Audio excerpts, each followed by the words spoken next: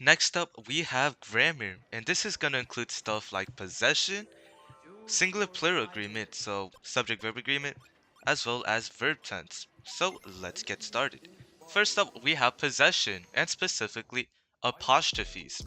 So for singular nouns, you're going to add an apostrophe plus an S at the end. So here, the feet pics of the girlfriend of Minh-Hieu can be rewritten as Minh-Hieu's girlfriend's feet pics. The girlfriend of Minh-Hieu, that can be rewritten as Minh-Hieu's girlfriend using this apostrophe S right here to give Minh-Hieu ownership of the girlfriend. Wait, that sounds so wrong. Okay, and then the feet pics of the girlfriend can be rewritten as girlfriend's feet pics. And with this apostrophe S right here, this gives girlfriend ownership of feet pics. And then for plural nouns, you're going to add S or ES, depending on the noun, plus an apostrophe at the end. So this time when you have plural nouns, your apostrophe will follow your S. So here the example, the feet pics of the girlfriends of Minh-Hieu can be rewritten as Minh-Hieu's girlfriend's feet pics. Now, girlfriends of Minh-Hieu can be written as Minh-Hieu's girlfriends, and this still stays the same. And the reason for this is because Minh-Hieu is a singular noun, so we're still going to use apostrophe S. However, the feet pics of the girlfriends is going to be rewritten as girlfriend's feet pics, with the S coming before the apostrophe. And the reason for this is because now girlfriends is plural since there's this S right here, and that means that the apostrophe will follow that S to give ownership of feet pics to girlfriends. Here I have another example, the $1,500 Cartier frames of the glasses of Minh-Hieu, which can be rewritten as Minh-Hieu's glasses $1,500 Cartier frames. The glasses of Minh-Hieu will be rewritten as Minh-Hieu's glasses, and here it will be an apostrophe S with the apostrophe coming before the S because once again Minh-Hieu is a singular noun. However, the $1,500 Cartier frames of the glasses will be rewritten as glasses $1,500 Cartier frames. And here, since glasses ends in ES, or since it's a plural noun, that apostrophe is going to follow it. And you'll notice here too that it's not going to be glasses sis, right? All you're going to do is add the apostrophe to the end of it. Oh, so really, whenever you have these plural nouns, all you do is add an apostrophe to the end of it. You won't actually be adding an S or ES because the plural noun will already have that S or ES. Now for irregular plural nouns, you're just going to add an apostrophe and an S. So like it would be with singular nouns. And what do I mean by irregular plural nouns? Well, it would be nouns like people, right? So here, the undying love of the people for Minh-Hieu can be rewritten as the people's undying love for Minh-Hieu. And here, the undying love of the people will be rewritten as the people's undying love. And even though people is the plural version of person, it's still going to have an apostrophe S with apostrophe coming before the S. Moving on to pronouns for possession, we have it without an apostrophe versus it with an apostrophe. The difference between these two is that it without an apostrophe is the possessive form of it. So you're going to use it whenever you're describing objects that have ownership. And then it with an apostrophe just means it is. Also want to point out that words like it's with an apostrophe following the S or words like it's, they don't exist. You only see it without an apostrophe and it with an apostrophe before the S. Here I have some examples. The first one is that Paris is known for its nasty Seine River. Here the word it without the apostrophe gives Paris ownership of the Seine River. And then for our second example, it's widely known that the Seine is disgusting. So here it with an apostrophe before the S just means it is. So it is widely known that the Seine is disgusting. For our second pronoun for possession, we're gonna have there versus there versus there. This first there just means they are. The second there is going to be the possessive form of they, or it's going to be the plural form of its without the apostrophe. And then this last there just means a place. Here I have some examples. The first one is London and Paris are world cities, and they're both in the UK. Here, this form of there just means they are. So London and Paris are world cities, and they are both in the UK. Then our second example, London and Paris are known for their extensive history. Here, this form of there is going to give London and Paris ownership of extensive history. And then lastly, I'm so sorry if I mispronounced this, the Louvre is a famous museum because the Mona Lisa is located there. And then here, this version of there is going to be referencing back to a place which is going to be the museum. Yeah, that museum. Moving on to singular plural agreement, we're going to have three different types. The first one is going to be pronoun-antecedent agreement. Pronouns are words that replace and refer back to nouns. So, if you're referencing singular people, you're going to use the pronouns he or she.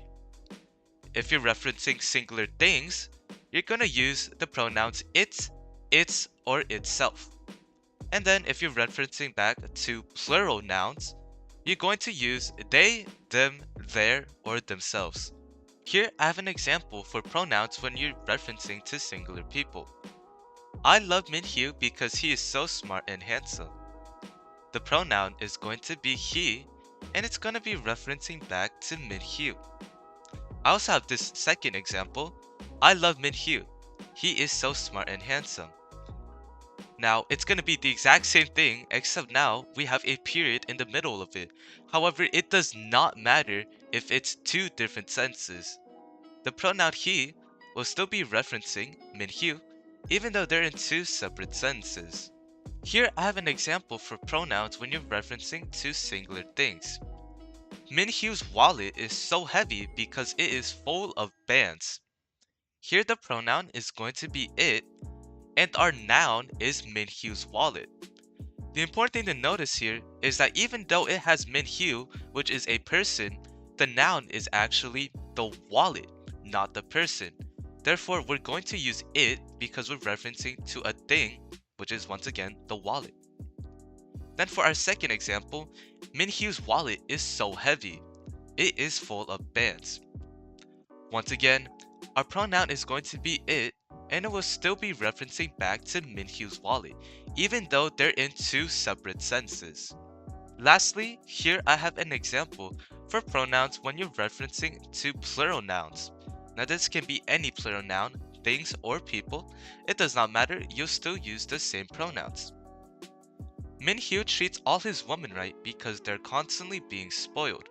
Here our pronoun is their, and it's referencing back to the noun woman. The important thing to notice here is that our pronoun has an apostrophe in it, and that's completely fine. This means that when you're referencing back to singular things, you could also have the pronoun it apostrophe s. Or if you're referencing back to singular people, you could have the pronoun he apostrophe s, so he's, or she apostrophe s, or she's. Then for our second example, Minh-Hieu treats all his women right. They're constantly being spoiled. Once again, our pronoun is there, and it's referencing back to the noun woman. And it still does not matter that they're separated and in two different senses, it will still be the exact same. Here I have an example on pronoun antecedent agreement, so that's what we've been doing, except this time there will be an error and we'll have to fix it. This is also gonna be like a normal example, so you get a break from the self-glazing. Alright, Frida Kahlo was best known for her portraits. It was strongly influenced by Mexican culture. The error here is that they're using the pronoun it. We know that it is a pronoun that refers back to singular things. So let's look and find what is our noun going to be. It's not going to be Frida Kahlo because Frida Kahlo is a person, not a thing. Our noun is actually going to be portraits. However, the problem here is that portraits is a plural noun. That means we're going to have to use the pronoun they instead of it because it only refers back to singular things. things, not plural. So the correct way to write this sentence would be Frida Kahlo was best known for her portraits. They were strongly influenced by Mexican culture. Now we have the pronoun they, and that refers back to the noun portraits, and this does check out. They is a plural pronoun, and our noun is also plural. You should also notice that this is separated by a period, so they are two different sentences, but once again, it does not matter. Now that we've gone through all these examples, what does pronoun-antecedent agreement mean? Well, it means that the pronoun needs to match with the noun it's referring back to. So here in this example, we have a plural noun, which is portraits, so we need to match it with a plural pronoun, which is they. Or if you had a singular person noun, like Minh-Hieu, you need to match it with a singular person pronoun, like he. Or if you had a singular thing noun, like bands, you would need to match it with a singular thing pronoun, like it. The second type of a singular plural agreement is going to be noun antecedent agreement. And I think you can tell this is going to be pretty similar to pronoun antecedent agreement, except this time we're dealing with nouns. So here in this example, compassion, honesty, and loyalty are an example of Minh-Hieu's character traits. Here our noun will be example, and the subject it refers back to is going to be this list: compassion, honesty, and loyalty. Now since this is a list and has multiple items, our subject is going to be plural, whereas our noun is only singular, and of course we need them to match. So the correct way to write this would be compassion, honesty, and loyalty are examples of Minh-Hieu's character traits. So here our noun is examples, which is plural, and refers back to the subject of compassion, honesty, and loyalty, and this list is also plural. So just like pronoun antecedent agreement, in noun antecedent agreement, we need our noun and the subject it refers back to match. So if the subject is plural, it needs to have a plural noun, and if the subject is singular, it needs to have a singular noun. Lastly, for our third type of singular plural agreement, we have subject-verb agreement. And I think you can tell this is also going to be similar to the past too, except instead of dealing with pronoun or noun and their antecedent, we're going to be dealing with subjects and verbs. So subject-verb agreement means that a subject and its verb must both be plural or singular. That's also similar to what we've been doing. So singular nouns usually don't end in s, and then singular verbs end in s or es. So here we have the singular noun Minh-Hieu and the singular verb slays every day, just for clarity. Now I know this is kind of confusing because you think that, oh, if it's a singular verb, then it wouldn't have an s. Yeah, no, it's actually the exact opposite. It's like super weird, I know, like singular nouns don't have an s, so why do singular verbs have an s? Anyways, once you get past the fact that it's kind of trippy, then just remember that it's supposed to be the opposite. Alright, and then plural nouns usually end in s or es, and plural verbs don't end in s. So once again, it's the exact opposite, like who made this rule? Anyways, we have the plural noun ladies and the plural verb flock around Minh-Hieu for clarity purposes. So once again, our noun will end in es and our verb does not end in s. Here I have an example where there's an error, so let's go ahead and find that and fix it. Minh-Hieu want to go pro in Fortnite. Here our subject is going to be Minh-Hieu.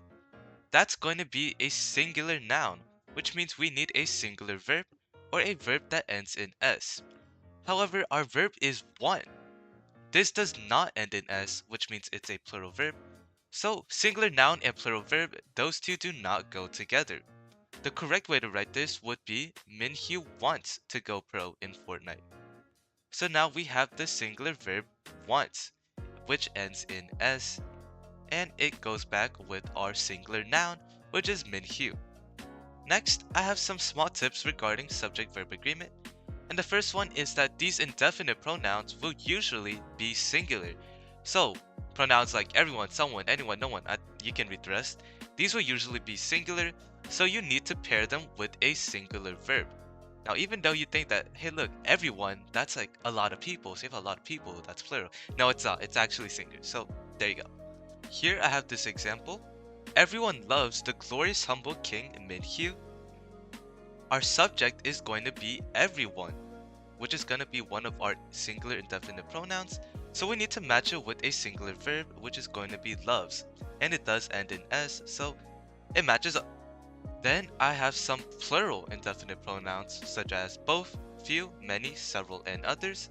And these will usually be plural subjects, so you need to match them with a plural verb. Here I have this example. Several love the glorious humble king Minh-Hieu. Our subject is going to be several, which is one of our plural indefinite pronouns, so we'll need to match it with a plural verb. And here our verb will be love, and since it doesn't end in s, that is a plural verb, so it matches up. Next, I have one of the most common irregular verbs, which is the verb that means to be. And the reason this is irregular, because it doesn't follow the usual pattern of singular verbs end in s, and plural verbs don't end in s. Now the singular form of to be is going to be is if it's in the present tense, and was if it's in the past tense. And then the plural form is going to be are if it's in the present tense, and were if it's in the past tense. Well, I guess the singular form technically does end in s, but like the whole point is that you add an s and then like remove the s from the root word. Instead this time you're like completely changing word, if you know what I'm saying. Okay, for our next tip, it's gonna be that compound subjects are plural. So if you have a noun and a noun, that's gonna be a plural subject. So here in this example, Elden Ring and Genshin is a few games I play. We have two nouns put together here, Elden Ring and Genshin. This means that this subject is going to be plural, so we'll need to match it with a plural verb. However, the verb is going to be the singular version, not the plural. So we need to go ahead and change that to plural. The correct way to write this would be Elden Ring and Genshin are a few games I play. Once again, Elden Ring and Genshin is going to be our plural subject, and then are is going to be our plural verb. For our next tip, we have prepositional phrases, which are phrases that begin with a preposition, such as of, to, by, from, for, about, with, on, at. Now these are often placed between the subject and the verb to distract you from errors. So here in this example, ABGs in Gancha is my type. Normally you would think that your subject is going to be placed next to your verb. So here in this sense, our verb is, which makes you think that, hey, our subject is probably Gancha. We know that Gancha is going to be a singular noun, and then we have is, which is a singular verb. So that checks out, right? But that's not true. You see, the problem is that in is going to be a preposition, which means that this in Gancha part right here, that's going to be our prepositional phrase. And remember, this is placed between the actual subject and the verb. So our real subject is not going to be Gancha, it's actually going to be ABGs. Now, ABGs is a plural noun, which means we're going to need to match it with a plural verb. However, once again, is a singular verb. So, the right way to write this would be ABGs in Gancha are my type. So now we have our plural subject, which is ABGs, and our plural verb, which is are. So this does match up. For our final tip on subject-verb agreement, we have non-essential clauses, which is extra information separated by two commas or dashes. And just like prepositional phrases, these are also often placed between the subject and verb to distract you from the error. So here in this example, Minh-Hieu, who plays Valorant with his Ekins, never showered. Once again, you think that your noun is probably gonna be next to your verb. Here, our verb is shower, which means that our noun would most likely be Ekins. Ekins is a plural noun, and shower is also a plural verb. So this would match up, right? But of course, it's wrong. This entire chunk of text is in between two commas, which means it's a non-essential clause. That means it's just extra information. the sentence would still be perfectly fine if you just deleted that whole chunk of text. So a strategy whenever you get these types of questions is to just completely ignore the non-essential clause. Now it's going to be a lot easier to find out what your subject is. And here in this example, it's going to be Minh-Hieu. And that's of course a singular noun, which means we need to pair it with a singular verb. However, shower is a plural verb. So the correct way to write this would be Minh-Hieu, who plays Valorant with his Ekins, never showers. Once again, ignore that non-essential clause. We know that Minh-Hieu is a singular noun, and then showers is a singular verb. So that does match up. Lastly, for our final topic in grammar, we have verb tense. So the first thing is tense consistency, which means keep verb tense consistent with that of the other verbs in the text. So here in our first example, yesterday I went to the bank. I withdraw 100,000 for a Porsche. In our first sentence, the verb is went, which is past tense. However, in our second sense, the verb is withdraw, which is present tense. So we went from being in past tense to present tense, and you can't be doing that. Alright. The correct way to write this would be yesterday I went to the bank. I withdrew 100,000 for a Porsche. So now our first verb is in past tense, and our second verb is also in past tense. The opposite would also apply. If you have the first verb in the present tense, keep the second verb also in the present tense. Make sure the verb tenses always match up. Now, moving on to verb tenses, I'm pretty sure everyone is already pretty familiar with past tense and present tense, so I'm gonna go specifically into present perfect. And this describes an action beginning in the past and continuing into the present. So an example of this would be, I have went to JV for 1 year. This sentence states that I have already finished 1 year of school at JV and I will continue going to school at JV. Now some indicators of the present perfect tense are going to be the words since and for. So if you see these words in your sentence, you should instantly note that it's going to be in the present perfect tense. Also, whenever you have a sentence in present perfect, you're always going to have to use the words have or has. So if you're in the first person point of view, you're going to use the word have and then your verb follow it. Or if you're in the third person point of view, you're going to use the word has and then your verb follow it. Here I have another example on the present perfect tense, but this time there's going to be an error. So let's go ahead and fix it. I am bawling since birth. We see the word since, and if you remember, that is one of our indicators, so we know we're in the present perfect tense. We also see the word I, so we know we're in the first person point of view, which means that this sentence, since it's in the present perfect and first person point of view, needs to have the word have. However, the problem here is there's only the verb am. It's missing that have. So the correct way to write this sentence would be, I have been bawling since birth. Once again, we have our indicator, which is since, and our verb is now have been. Then we have the past perfect tense. Now, when a sentence describes two actions in the past perfect describes the action that came first. So here in this example, I had went to Dean before I went to JV. There's two actions in the past here. The first one is that I went to Dean, and the second one is that I went to JV. However, we use the past perfect to say that, hey look, I went to Dean first, and then I went to JV second. Some indicators for the past perfect tense are going to be the words by the time, before, once, after, and until. Also, whenever you have the past perfect, you're always going to need to use the word had. Alright, it doesn't matter if you're in the first person point of view or in the third person point of view, you're always going to use the word had and then have your verb follow it. Now, the word had will always come before the action that happened first. So, once again, if we had two events in the past, your first event will have the word had plus your verb in the past tense, and then your second action will just have the verb in the past tense. It will not need the word had. Only the action that came first will need the word had. Here I have another example on past perfect tense, but this time there's going to be an error, so let's go ahead and fix it. By the time he became a doctor, he studied medicine for over a decade. We see the words by the time, so we know that's one of our indicators, and will be in the past perfect tense. This also means we'll need to find the word had somewhere. We also see that there's two actions in the past. The first one is became a doctor, and the second one is studied medicine. Now, if we go ahead and dive deep into this, we'll see that this person studied medicine first, and then they became a doctor second. So, studied medicine will need to have the word had before it. However, here, there is the word had.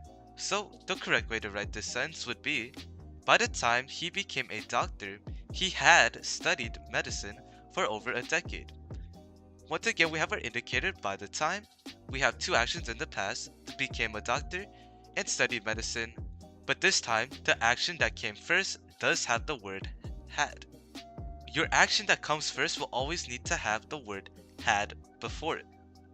Alright, that's gonna be all on grammar, and now we've officially finished that whole easy part of the reading SAT, so questions 15 to 27, with all the punctuation and modifiers and all that stuff. Now I know this was a lot, I mean this is the longest notes video that I've done, so I will link the website where I got all of these notes from in the description if y'all want to go ahead and review that. That's gonna be all. Good luck studying, and I'll see y'all.